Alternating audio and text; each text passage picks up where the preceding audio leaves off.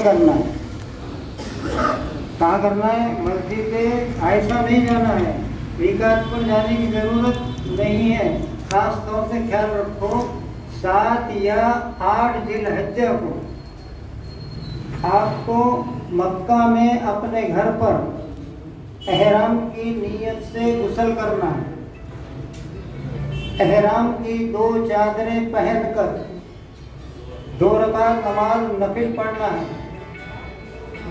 अब ध्यान रखो, नफिल नमाज आपने पढ़ ली है, अभी आपको हज की नीयत नहीं करना है और तलबिया लब्बैक भी अभी नहीं पढ़ना है। क्यों? कि जब तक कि मौलिम की गाड़ी अपने दरवाजे पर आकर खड़े नहीं रहती अपनी बिल्डिंग के पास, तब तक आप क्या करेंगे?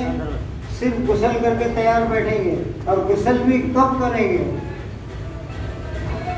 ध्यान रखो बराबर, गर्दी बहुत है, रूम के आजू बाजू बाथरूम संडास कम है, हर रूम के अंदर 4-4, 6-6 आदमी हैं।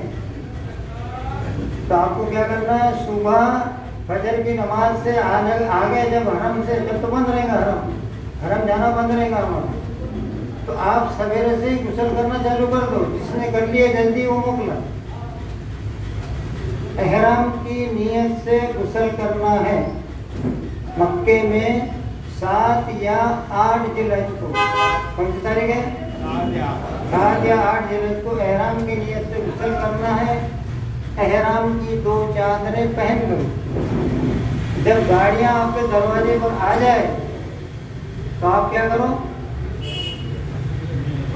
अब नियत करो, ऐ अल्लाह मैं हज की नियत करता हूँ, मेरे लिए आसान फरमा और कबूल कर। नियत शर्त है।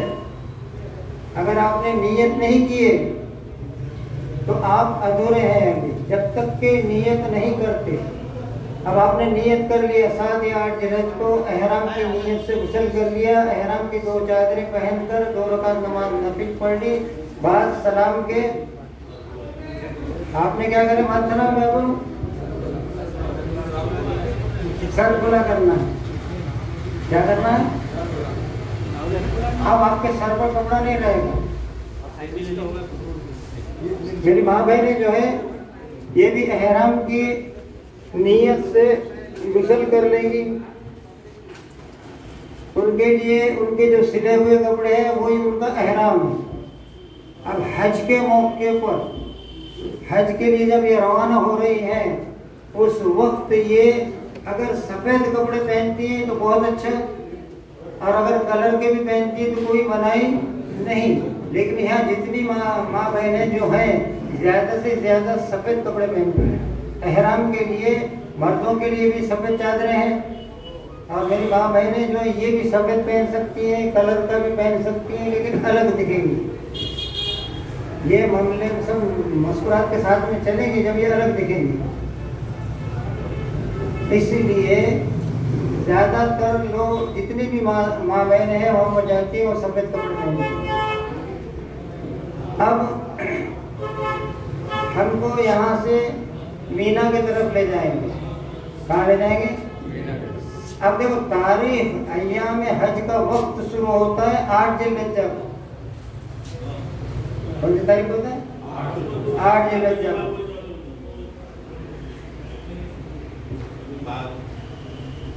अभी 8 जिलहज्जा को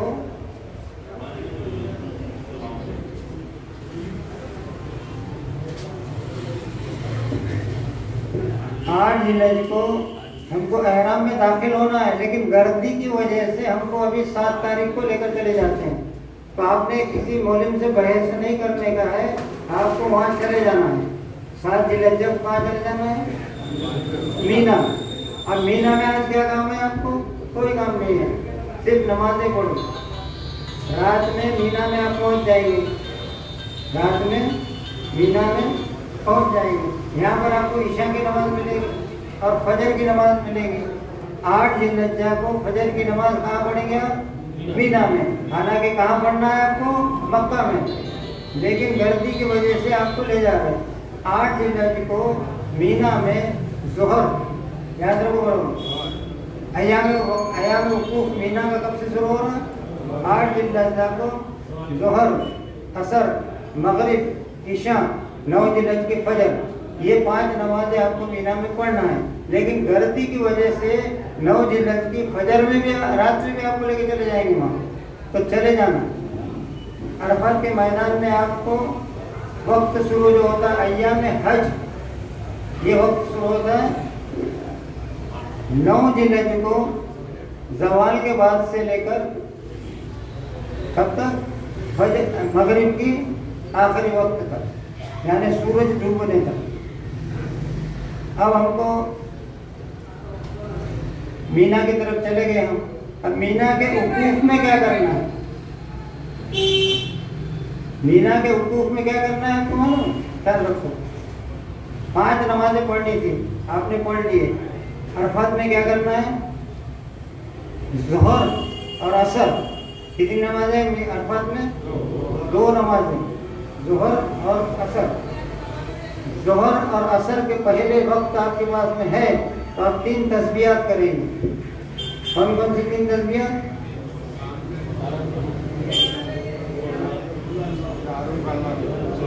जहरुल कलमा 100 मरतबा, जहरुल कलमा 100 मरतबा, बिस्मिल्लाह के साथ कुल हुवल्लाहु अहद 100 मरतबा, वो अलैना माहुम के साथ दुरूद इब्राहिम। अब दुरूद इब्राहिम कौन सा पढ़ते हैं, नमाज में रोजाना आप पढ़ते हैं, वही दुरूद इब्राहिम पढ़ना है। देखो भाई, मैं ये नहीं कहता कि किसको आता नहीं, लेकिन इस्लाह कर ले, इसको दुरूद इब्राहिम को सही तरीके से पढ़ना सीख ले, इसके मायने हमारे समझ में आने चाहिए, जिंदगी में बाद में कोई काम आने वाला है। अल्लाहुम्मा सल्लि अला मुहम्मद व अला आलि मुहम्मद कमा सल्लैता अला इब्राहीम व अला आलि इब्राहीम इन्नका हमीदुम मजीद व अलैना माहुम, ये लफ्ज़ बनाना है। इसके बाद अस्तगफिरुल्लाह, देखो ये आसान दुआएं हैं, अस्तगफिरुल्लाह, अस्तगफिरुल्लाह, ये अल्लाह से माफ़ी मांग रहे हैं, इस्तग़फ़ार कर रहे हैं अल्लाह से। अस्तगफिरुल्लाह रब्बी मिन कुल्लि ज़म्बिन व अतूबु इलैह, अस्तगफिरुल्लाह रब्बी मिन कुल्लि ज़म्बिन व अतूबु इलैह, अस्तगफिरुल्लाह रब्बी मिन कुल्लि ज़म्बिन व अतूबु इलैह। ये इस्तग़फ़ार जो है बिल्कुल याद से पढ़ते रहना हो। अरफात के मैदान में तो ख़ास तौर से पढ़ना। अब यहाँ असर का वक्त आ गया, असर की नमाज आप पढ़ लो। असर की नमाज के वक्त अल्लाह ताला नीचे के आसमान पर उतर कर फरिश्तों को फक्र के तौर पर फरमाता है कि मेरे बंदे चाहते क्या हैं, इनके बिखरे हुए बाल हैं, ये गर्दो गुबार आलूदा भरे हुए हैं, ये चाहते क्या हैं, इनके गुनाह रेत के जर्रों के बराबर है, समंदर के झाग के बराबर है, पेड़ों के पत्तों के बराबर है, तब भी मैंने इनके सारे गुनाह माफ कर दिए। क्या कहेंगे अल्लाह पाक, मगर अल्लाह के लिए हज हो तो, नाम नमरूद के लिए हज आप कर रहे हैं, कोई फायदा नहीं, तो मुझे हज कहलाना ये नहीं, अल्लाह राजी हो जाए। इस नीयत से जो हज करेगा वो कैसे वापस लौटेगा वहां से, जैसे आज माँ के पेट से पैदा हुआ, कैसा लौटेगा, जैसे आज माँ के पेट से पैदा हुआ, इस तरह से हज लौटेगा वहां से। अब आपको यहाँ दुआ में मशगूल होना है। अरफात की मैदान में खास तौर से ख्याल रखो, खूब दुआएं मांगो। किसी ने दुआओं की दरख्वास्त की है तो उसके लिए भी दुआ मांगो, अपने वालिदैन के लिए मग़फ़िरत मांगो, अपने बच्चों के लिए दुआ करो, अपने बहन है, भाई है, मामू है, भांजा है, चाचा है, नाना है, आज कोई कसर छोड़ना नहीं। बल्कि आपसे जो नाराज है, आपसे बात नहीं करते हैं, आपको मिलते जुलते नहीं हैं, अल्लाह से उनकी भी मग़फ़िरत की दुआ मांगो। जब आप वहां उनकी मग़फ़िरत की दुआ मांगेंगे तो अल्लाह इसके दिल में रहम डालेगा और वो आपसे बातचीत करना शुरू हो जाएगा। जरूर ख्याल रखना ये। अब इसके बाद खूब दुआएं करने के बाद में सूरज गुरूब हो रहा है, सूरज गुरूब हो रहा है, तो यहाँ से निकलने का वक्त शुरू हो गया। अब कहाँ जाएंगे हम? मुज़दलिफ़ा। जब मुज़दलिफ़ा जाना है तो हो सके तो 8 किलोमीटर है। कितना है यहाँ से अरफात से? 8 किलोमीटर। और मुज़दलिफ़ा से मीना 3 किलोमीटर।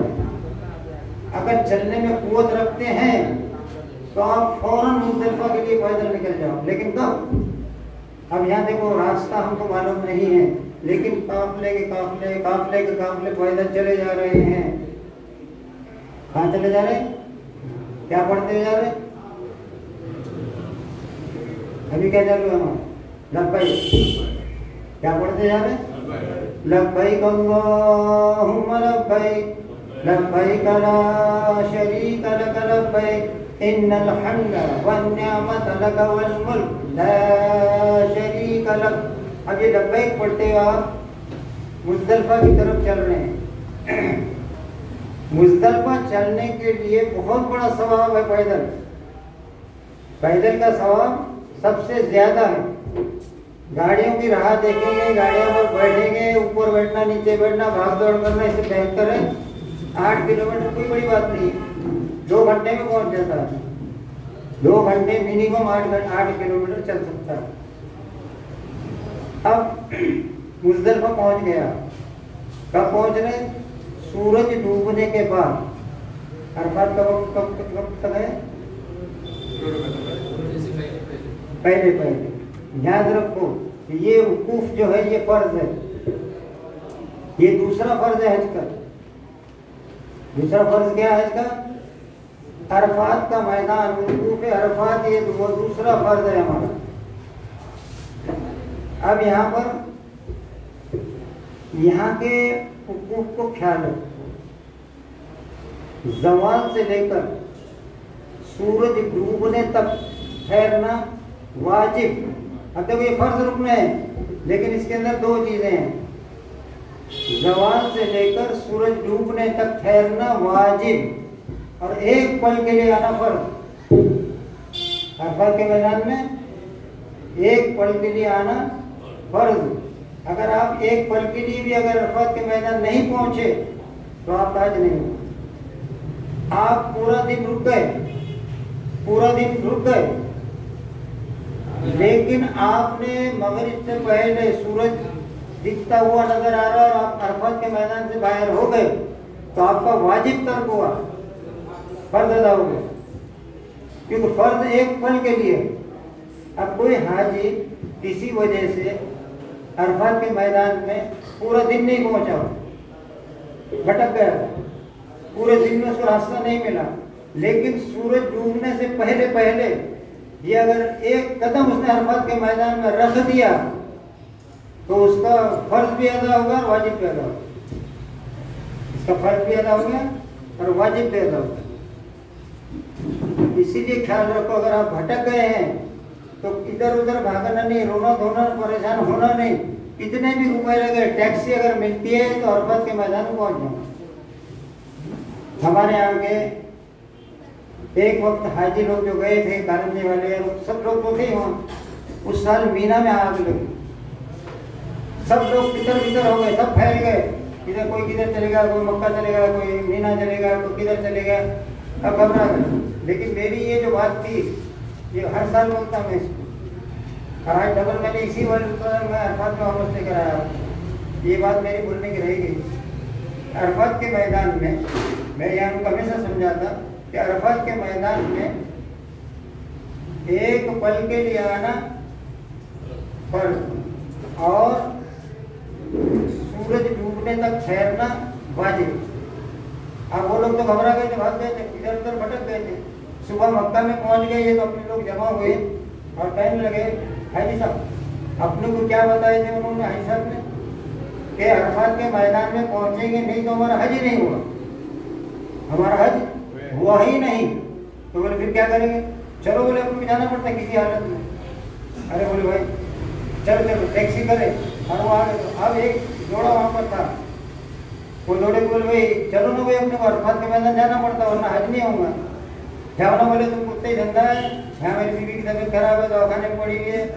बोले ठीक है, हम कारंजे में बोल देंगे अरफात के मैदान में आए नहीं, गएंगे 2 लाख रुपए 1.5 लाख रुपए। तो ये समझ के थोड़ी देर के बाद ये अरफात के मैदान पहुंचे टैक्सी लेकर, आधे घंटे के बाद में वो जोड़ा का जोड़ा वापिस आया। क्यों? अरे भाई तुमने इतना डरा दिया, ही नहीं होगा बोले बिना मारा तो आगे न बोल बोलते। अब वो लोग कहाँ ठहरे मालूम, ठहरे नहीं मालूम। इसीलिए टैक्सी में जाना जरूरी है मीना में अरफात में। सिर्फ मुज़दलिफा जो बोल रहा हूँ आपको पैदल निकलने का, क्योंकि वहाँ कोई खेमे नहीं है, वहाँ कहीं रुकने की जगह नहीं, जहाँ जाए वहाँ रुक जाओ। लेकिन मीना और अरफात ये आपको मोलिम की गाड़ियों में ही जाना है, क्योंकि आपको खेमा नहीं मालूम। अब यहाँ पर वो साथी आ गए, अब वो बाहर बैठे रह गए, मालूम ही नहीं कहाँ जाएंगे, कौन आने देगा, कोई आने नहीं देता। बैठ गए वहाँ झाड़ों के नीचे बैठ गए और वकूफ़ अरफात यहीं अदा किया उन्होंने। वकूफ़ में ठहरना, वकूफ़ के माने ठहरना, उन्होंने वकूफ़ का यहाँ पर ठहर गए, ये रुके और इन्होंने फिर क्या किया कि यहाँ से पूरा जो बताया गया था, जैसे आपको मैं बता रहा हूँ, इसी तरह से वहाँ उन्होंने तस्बीहात करी। अरफात में तीनों तस्बीह पढ़े, इस्तग़फ़ार पढ़े और यहाँ पर सूरज डूबते वक्त में खूब दुआएं करें, खूब अल्लाह से दुआ करो, यहाँ पर सब खूब दोनों पर दुआ करो। इसके बाद सूरज डूबते आ गया है, सूरज डूबने की तैयारी हो चुकी है, तो आपको कहाँ करना है?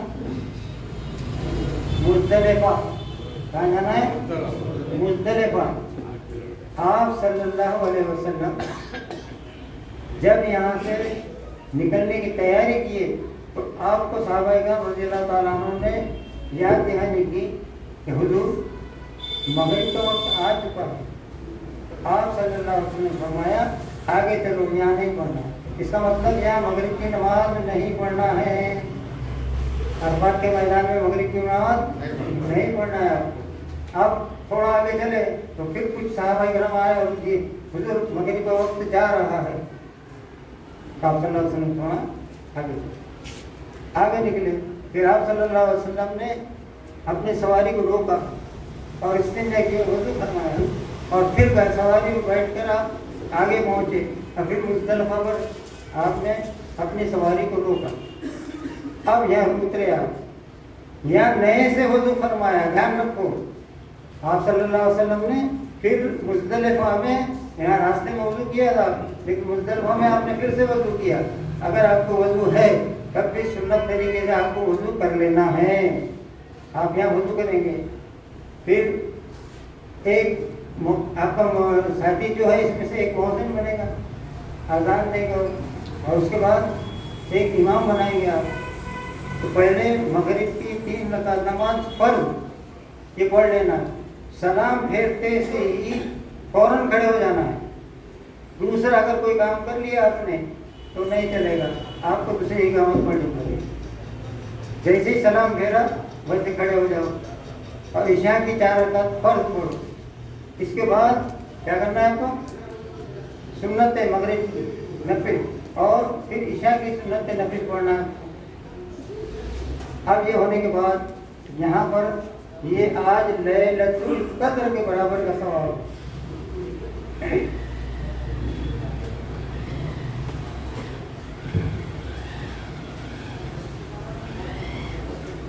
यहाँ पर ज़्यादातर कोशिश ये करो कि नमाजें पढ़ते रहो।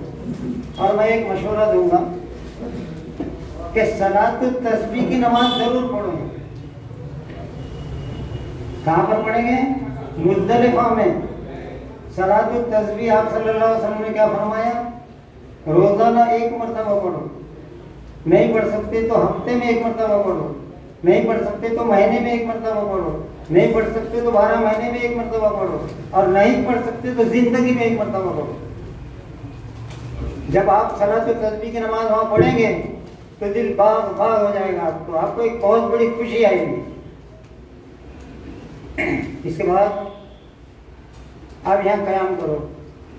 क़ज़ाए उम्री अगर पढ़ सकते हो तो जितनी भी क़ज़ाए उम्री आपकी नमाजें हैं पढ़ते रहो। इसके बाद यहाँ पर 70 कंकरियाँ चुननी है। कितनी? 70। मिक़दार को ख्याल रखो, 70 कंकरियाँ चुननी है आपको यहाँ। अब 70 कंकरी आपने चुन लिए, अगर गुंजाइश है, पानी मौजूद है, तो इसको आप साफ कर लो, पानी से धो लो। ये कोई ज़रूरी नहीं है, लेकिन आप ये खीसे में रखेंगे। नमाज के लिए जब आप जाएंगे तो ये कंकरे की थैली आपके खीसे में रहेगी। हो सकता है कहीं से कहीं कुछ लगा हो उसको, इसलिए एहतियात के तौर पर इसको धो लो। धोना सुन्नत वाजिब नहीं है, सफाई के हिसाब। अब इसके बाद यहाँ आराम करो। सुबह फजर की नमाज, अब यहाँ एक ध्यान रखना, फजर की नमाज यहाँ पढ़ना है। मुज़दलिफ़ा में फजर की नमाज पढ़कर ही निकलना है। जब आप सल्लल्लाहु अलैहि वसल्लम ने यहाँ फजर की नमाज पढ़ ली तो फिर आपने खूब दुआएं की। अब दुआएं कैसी होती थी आप सल्लल्लाहु अलैहि वसल्लम? गिड़गिड़ा कर आहो जारी के साथ दुआएं होती थी। लेकिन यहाँ आपने तबस्सुम फरमाया, आप सल्लल्लाहु अलैहि वसल्लम ने तबस्सुम फरमाया। तो सहाबा किराम रज़ियल्लाहु ताला अन्हुम ने सवाल किया, अल्लाह के रसूल सल्लल्लाहु अलैहि वसल्लम, आहो जारी के वक्त में हमने आपको कभी तबस्सुम फरमाते हुए नहीं देखा। तो आपने फरमाया, शैतान दहाड़े मारता भाग रहा है, अल्लाह ने मेरी जो दुआ वहाँ कबूल होने की रही गई थी, आज अल्लाह ने वो दुआ यहाँ कबूल कर दी। तो ये किसके लिए दुआएं थी? हमारे लिए, उम्मत के लिए। अल्लाह ने ये दुआ भी यहाँ कबूल कर ली। अब यहाँ से जब हमको निकलना है तो सूरज निकलने की तैयारी से पहले पहले, जैसा पोह फटना बोलते हैं इसको, पोह कब फटता है? जब सुबह होती है, नमाज हो जाती है फजर की, इसके बाद में पोह फटने लगता है, आसमान सफ़ेद हो जाता है, उजाला आने लग जाता है। ये वक्त मुज़दलिफ़ा से रवाना होने का शुरू हो गया। अब आपको क्या करना है? गर्दी बहुत है, आप एकदम निकल नहीं सकते, आपको नियत करनी है। मैं यहाँ से सूरज निकलने से पहले निकलना चाहता हूँ। अब हम यहाँ से सूरज पहले निकलो, थोड़ी देर बाद में निकलो। अब निकलने के बाद अब यहाँ का ख्याल रखो। अब यहाँ से जो काम है इसकी तरतीब वाजिब है। बड़े शैतान को कंकरी मारना, कुर्बानी करना और हलक करना, ये तरतीब वाजिब है। अब यहाँ 5 काम एक साथ, एक बाद एक। बड़े शैतान को कंकरी मारना, कुर्बानी करना, हलक करना और तवाफ़ ज़ियारत करना, ये 4 काम जो है ये तरतीब वाजिब, 4 काम की तरतीब वाजिब है, ध्यान रखो। लेकिन यहाँ पर ख्याल रखना है थोड़ा सा कि मेरी माँ बहनें जो हैं, इनका ऐसा वक्त आ जाए कि नमाज पढ़ने के लायक नहीं रहेंगी, यानी अय्याम में आ जाएगी, तो वो क्या करेंगी कि पहले फ़ौरन मुज़दलिफ़ा से सीधा मक्का पहुँचेंगे। कहाँ पहुँचेंगे? मक्का। और मक्का पहुँचने के बाद तवाफ़ ज़ियारत करेंगे। और अगर सफ़ा मरवा का वक्त अभी नहीं मिलता है उसको, तो सफ़ा मरवा के वही सही जो है इसको पेंडिंग रखेगी। लेकिन अगर सफ़ा मरवा की सही भी हो जाती है तो कर लेंगे। ये बातों को ज़रूर ख्याल रखना। फिर एक बात था, मेरी माँ बहनें जब एहराम में दाखिल होती हैं, उस वक्त वो अय्याम में है, मुंबई से नागपुर से निकल रही हैं, तो उसको एहराम में दाखिल हो जाना है और तलबिया पढ़ लेना है, नियत कर लेना है। वो अगर नियत नहीं करेगी और इसी हालत में सिर्फ बैठ के आ जाएगी तो उसका वाजिब तर्क होगा, उस पर दम आएगा। इसी तरह से यहाँ पर भी अभी मुज़दलिफ़ा के पहले काम कौन से हम करना? बड़े शैतान को कंकरी मारना, उसके बाद कुर्बानी करना, उसके बाद हलक करना, ये तरतीब वाजिब है। पहले रमी, फिर कुर्बानी, फिर हलक। लेकिन इस तीनों के बीच में अगर उनका ऐसा वक्त आ जाता है तो इनको आप लेकर चले जाओ।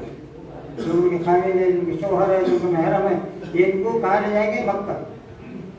मक्का ले जाकर तवाफ़ ज़ियारत करा लेंगे। पहले तवाफ़ ज़ियारत करने के बाद अगर मौका है तो सफ़ा मरवा की सही भी कर लेंगे।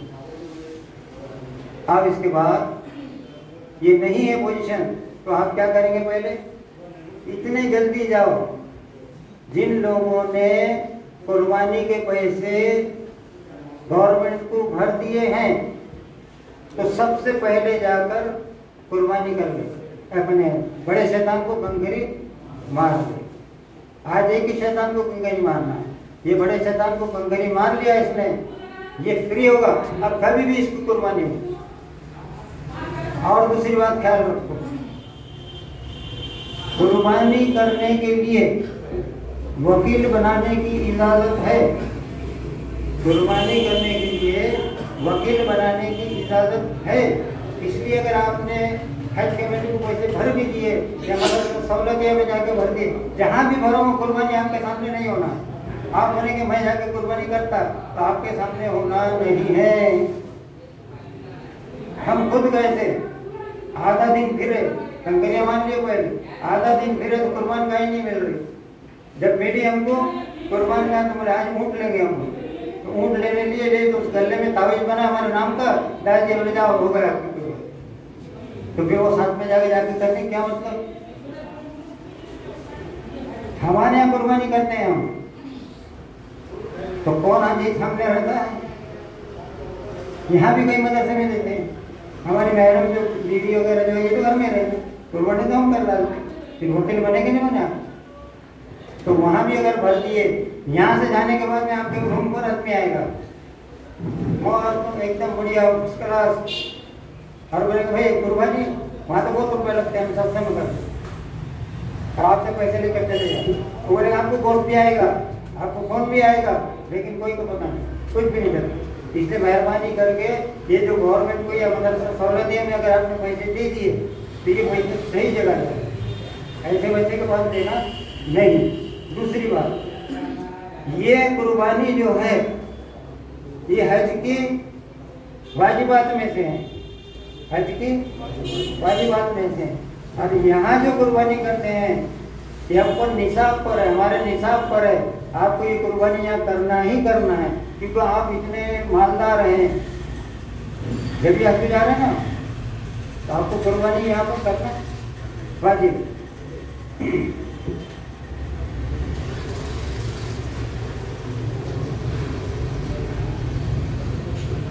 आप क्या करो, यहाँ से जाते वक्त अपनी कुर्बानी का संदेशा देकर जाओ कि भैया कुर्बानी कर लो, हमारी कुर्बानी यहाँ पर कर लेना।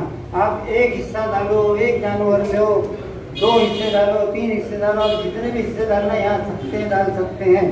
और आपका इरादा है कि मैं अपनी वाजिब कुर्बानी जो मुझ पर वाजिब है ये भी वहाँ करना चाहता हूँ, इसकी भी इजाजत है। यहाँ नहीं करते हैं, वहाँ कर सकते हैं। तो वहाँ तो बहुत महंगा पड़ जाएगा, यहाँ हुक्म दे के जाना तो कम से कम गोश्त बांटने में आएगा, खाने में आएगा। पहला काम क्या करें हमने? कंकरी मारनी, पहला काम कंकरी मारनी। इसके बाद कुर्बानी करना, इसके बाद तीसरा काम है हलक करना। जब आप हलक कर लिए तो आपका टकला हो गया, अब आपका ये वाजिब भी खत्म हुआ। अब आपको एहराम उतारने की इजाजत है। कौन सी तारीख है? 10 ज़िलहिज्जा। कौन सी तारीख है? 10 ज़िलहिज्जा को हमने बड़े शैतान को कंकरी मार ली, कुर्बानी कर ली, हलक कर लिया, अब एहराम उतार।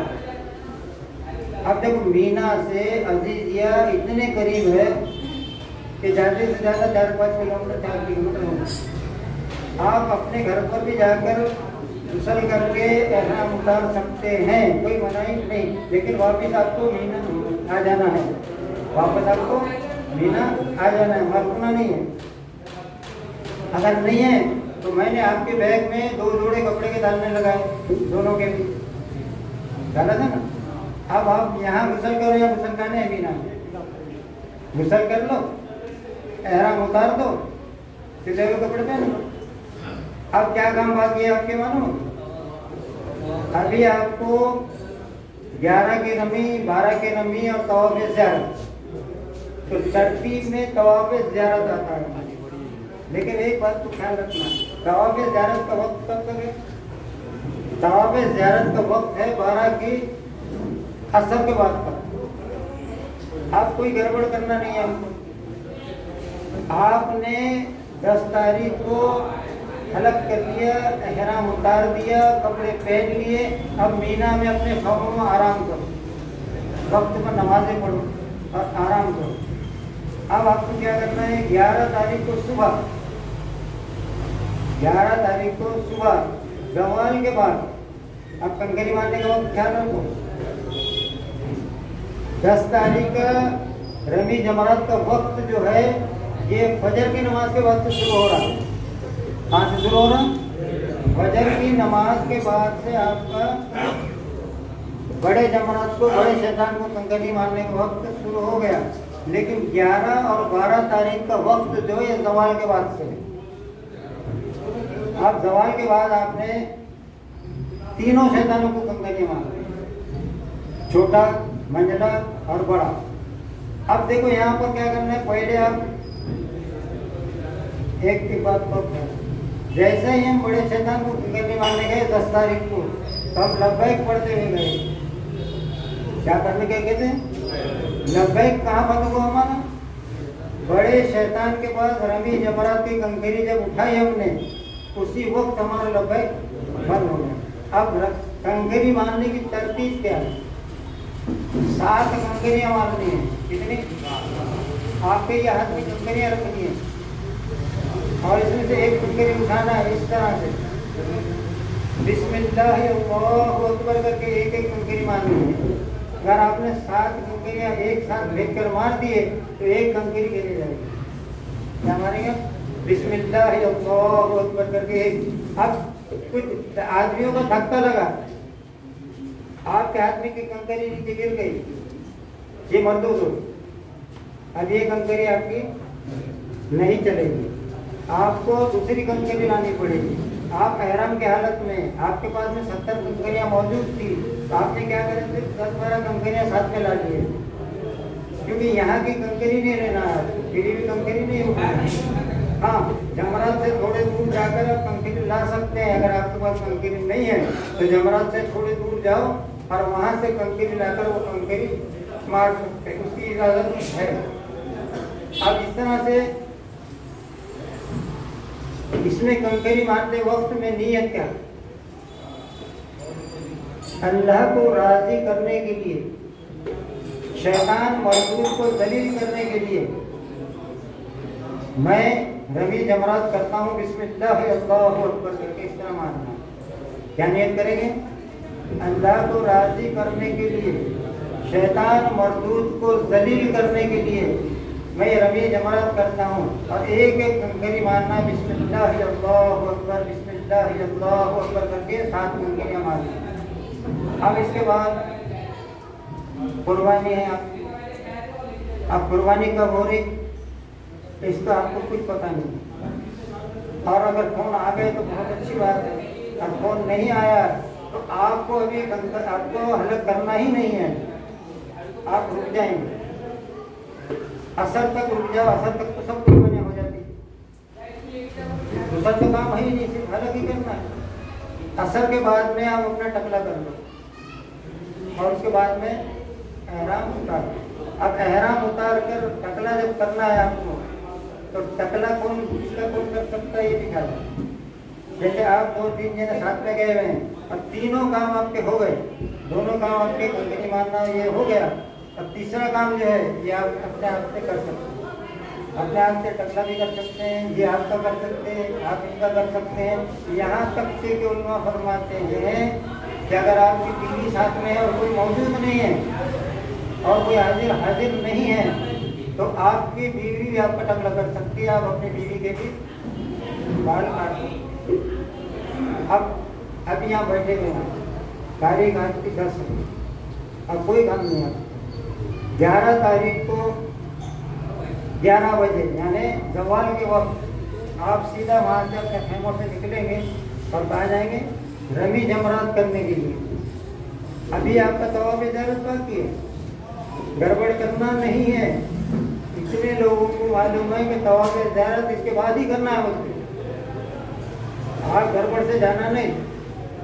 बस कला 11 तारीख को जवाल के बाद तीनों शैतानों को कंकरियाँ मारना। अब कंकरियाँ कैसे मारेंगे? उसी तरीके से अब मैंने एक बात बताई थी आपको कि आप जो हैं यहाँ जो कंकरी मार रहे हैं इसमें वकील बनाने की इजाज़त नहीं। हमारी बीवी अगर हमको बोलेगी मेरे से चलना नहीं होता तो मार दो मेरे बदले की, नहीं चलेगा। कयामत के दिन आपको पूछोगे उसकी कि कंकरी तूने क्यों मारी। देर से जाओ, इसके वक्तों को ख्याल रखो। 11 तारीख के ज़वाल से लेकर 12 तारीख की सुबह सादिक से पहले तक कंकरी मारने का वक्त है। कितना वक्त है कंकरी मारने का? 11 तारीख से ज़वाल से लेकर 12 तारीख के सुबह सादिक से पहले तो वक्त है। अब आप बोलेंगे 12 तारीख कैसी रात होगी 12 होगी? नहीं, हाजियों के लिए 5 दिन का इनाम है। जो रात की तारीख है वही दिन की तारीख है। हमारे यहाँ सूरज डूबना मगरिब हो गई कि हमारा दिन बदल जाता, लेकिन वहाँ हाजियों को 5 दिन के लिए, बिल्कुल नोट करो ये बात को, रात की दिन की जो तारीख है वही रात की तारीख, दिन की जो तारीख है वही रात की। इसलिए आपको पूरी रात कंकरी मारने का वक्त पूरी रात मौजूद है। और आप अपनी बीवी को ले जाएंगे कि नहीं ले जाएंगे? रात में जाओ, दिन में करती है, रात में जाओ, आराम से रात में जाना और अपनी अपनी कंकरियां मारना। अब ये बात मैं कैसे समझाऊं आपको? देखो हमारे को जो बीती हुई है, हमने 11 तारीख को कंकरियां मारने से पहले तवाफ़ ज़ियारत के लिए चले गए। ये काम की बात है, तवाफ़ ज़ियारत के लिए चले गए। अब वहां से आते होकर टैक्सी नहीं मिल रही, गाड़ी नहीं मिल रही। अब रात का वक्त आ गया है, मेरे को मालूम था कि रात को भी कंकरियां मार सकते हैं। हम निकले मक्का से तवाफ़ ज़ियारत करके, और वो गाड़ी वाले को मीना के खेमे नहीं मिले। उसको यहाँ तक बोले कि जमरात पर लेके चल, जमरात पर लेके चल, हमको जमरात को उतार देना। तो वो बोले मेरे को जमरात भी नहीं मानते। उसमें फिर क्या होगा कि गाड़ी में हम 5-7 जने बैठे हुए थे। हमारे घर के लोगों की तबीयत खराब हुई, घबराहट होने की बीपी बढ़ गया। तो वो बोले मेरे को यहाँ उतार दो, बोले मेरे को यहाँ उतार दो, बोले मैं मरती अब। तो मैंने बोला ड्राइवर को, टैक्सी ड्राइवर को, भाई तो गाड़ी रोक देंगे। हम दोनों उतर गए। देखो अल्लाह की मदद कैसी आई। जब हम उतर गए वहाँ तो सगर रहती ना अपने खेतों में की सगर, ऐसी पगडंडी पहाड़ी पर से हमको पगडंडी दिखी और कुदरती उसको लाइट उजाला। तो मैंने उसको बोला देख अल्लाह ने हमने को बराबर जगह पर उतार दिया, तो चल यहाँ। अरे नहीं बोलो गड्ढे में लेके जा रहे हैं। मैं तो चल तो सही, अल्लाह का नाम लिए। और वहाँ से नीचे उतरे तो सीधे जमरात पे। कहाँ पहुँचे? सीधे जमरात। जमरात को जाकर सीधे कंकरियाँ मार दी हमने। और फिर हम घर मालूम था वहाँ हमारे खेमे पर पहुँचे तो ये लोग आने के ही थे, अभी टैक्सी वाले आने के ही थे। हम जब पहुँच गए घर को आराम किया, फर्स्ट क्लास बैठे, खाना वाना खाए, मस्त आराम से बैठे रहे। ये लोग आए बाद में तो देख के हंसा कर तुमको तुम अपने जंगल में पहाड़ी को उतार दिए थे, तुम यहाँ कैसे आ गए? मैंने अल्लाह की मदद है। तो ध्यान रखो कि ऐसे टाइम पर कोई घबराने की बात नहीं रहती। इसलिए टाइमिंग को ख्याल रखो। ये टाइमिंग आपके समझ में आया? रमी जमरात 11 तारीख को ज़वाल से लेकर 12 की सुबह सादिक से पहले तक है, इसलिए घबराने का नहीं है। घबराने की बात नहीं है। इसके बाद जब आपने रमी 11 बजे कर लिए, 12 बजे कर लिए, इसके बाद कहाँ जाएंगे आप? बताओ। अब जाएंगे हम जमरात कहाँ पर? तवाफ़ ज़ियारत के लिए। अब तवाफ़ ज़ियारत के लिए गलती से अजीजिया मत चले जाना। नहीं तो हम बोलेंगे अजीजा में घर है, वहाँ से बस में बैठेंगे चले जाएंगे। बसें बंद है अभी बसें बंद है, बस चल नहीं है अभी। अब आप यहाँ से सीधा मक्का पहुँच जाओ। पैदल चलना, टैक्सी में बैठने की कोशिश करना नहीं। हरम के बिल्कुल पीछे के रास्ते पर से ये जो कोफ्ते में से जाएंगे ना, तो भोगता सीधा हरम के पास निकलता है। बैठ कर जाना, छाँव लगी हुई है, धूप है ही नहीं, सब पूरा भोगता बना हुआ है। जगह जगह जगह पर पानी की सबीलें लगी हुई है, खाने के लिए भी बहुत मिल जाता है रास्ते में, इसलिए कोई फिक्र करना नहीं। ज़ईफ आदमी भी साथ में तो पैदल जाना नहीं।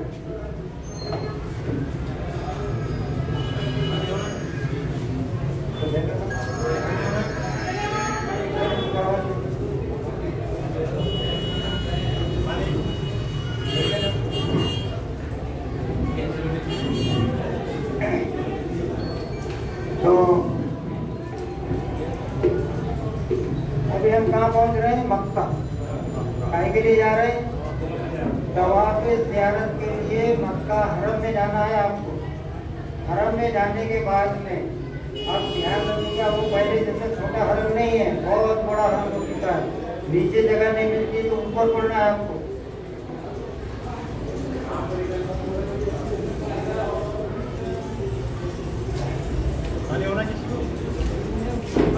अब यहाँ पर ख्याल रखो, जो नमाजों के वक्त हैं वो नमाजें तो आप यहाँ पढ़ लेंगे। नमाजें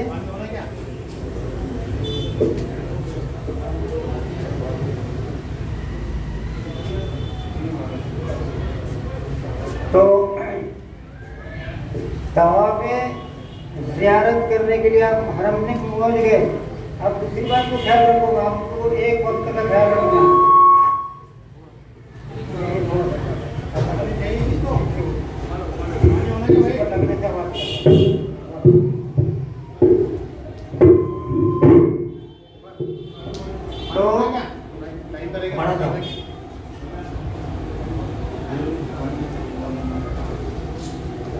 तो टाइम कितना होगा? अरे भैया अब क्या 15-20 मिनट का? अरे मौका थोड़ी मिलेगा, बाहर गाँव जाना तो मिल जाएगा। अब हम यहाँ से निकले हैं, तवाफ ज़ियारत के लिए मक्का पहुँच गए। मक्के में जो नमाजें पढ़नी थी वो पढ़ ली। अब हमारा एक काम आगे 12 तारीख की रमी करना। तवाफ ज़ियारत जो है 11 तारीख को आप पहुँचे हैं। सुबह से शाम तक भी आपका अगर लगना नहीं होगा, आराम से तवाफ ज़ियारत करना। तवाफ ज़ियारत फर्ज रुकना है। तवाफ ज़ियारत क्या है? तवाफ ज़ियारत जो है ये फर्ज है, फर्ज नहीं छूटना चाहिए। इसकी सफा मरवा की सही वाजिब है, ख्याल रखो। 3 फर्ज थे हज के। कितने फर्ज हैं? पहला नियत, दूसरा वुकूफ़ अरफात, तीसरा तवाफ ज़ियारत।